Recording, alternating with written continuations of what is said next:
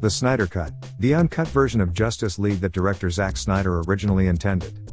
For some, the very idea conjures a joy which can hardly be contained, a feeling of hope that the 2017 superhero flick had potential after all. For others, the Snyder Cut is nothing but a pipe dream, something that can't possibly redeem what they consider well beyond irredeemable. Whether you're clamoring for it to hit your screen faster or cringing at its imminent arrival, the fact is that the Snyder Cut really is coming to HBO Max in 2021 under the title Zack Snyder's Justice League.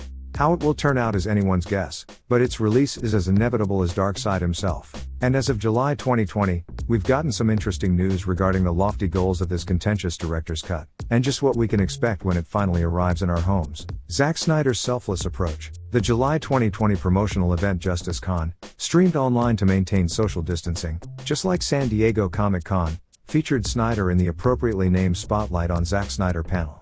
The hour-long interview covered a lot of ground, but perhaps the most notable tidbit lasted no more than a few seconds. In answering whether or not the film will truly be titled Zack Snyder's Justice League, which, to make a long story short, it may or may not be, depending how the legal side of things plays out. It's exciting for me to get this chance, and so I don't look a gift horse in the mouth. I just love working on it, and I would do it for free, and I am.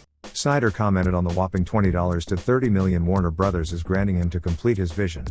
It's just exciting for me to get this chance, and regardless, I don't look a gift horse in the mouth. I just love working on it, and I would do it for free, and I am, the director gushed, chuckling with what seemed like genuine happiness.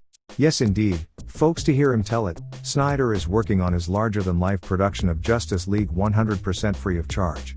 Talk about a passion project. Generally speaking, how much a director makes depends upon a vast array of factors, but they are obviously not alone in the filmmaking process. That $20 to $30 million is going somewhere, with an army of digital artists and post-production specialists likely happy for the work and an A-list cast presumably getting some sort of compensation for use of their unseen work. But none of it is apparently sliding into Snyder's pocket, and seeing how invested he is in the whole shebang, things are looking up for DC fans and hopefuls. Even Justice League haters can't completely turn their noses up now. The Snyder Cut is longer than you think. Considering the enormous financial failure Justice League experienced in the box office, and how it was panned by audiences and critics alike. Not to mention that Snyder was also behind the so-so Man of Steel and the reviled Batman v Superman, Dawn of Justice. Warner Brothers must have quite a bit of faith in Snyder this time around. They're not lending him chump change, after all. According to Snyder himself, Justice League was but a mere piece of an overall 5-part arc.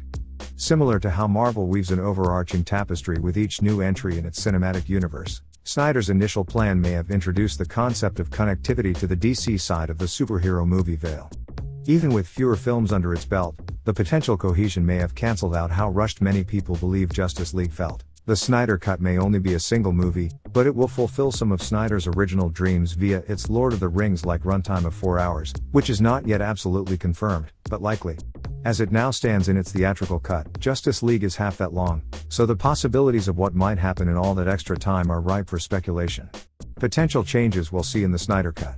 One thing that already has fans going wild is Superman's black suit, revealed during the Justice Con interview. Knowing it'll be in the film shifts speculation in a different direction.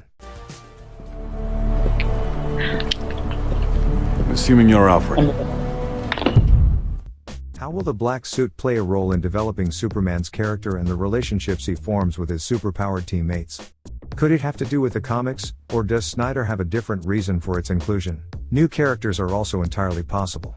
The Justice League roster currently includes Batman, Wonder Woman, The Flash, Cyborg, Aquaman, and Superman. Comics aficionados know how many more heroes have filled in spots on the team over the years, Martian Manhunter being a prominent one. Snyder previously spoke about a scene featuring the alien left on the cutting room floor, which is as good a sign.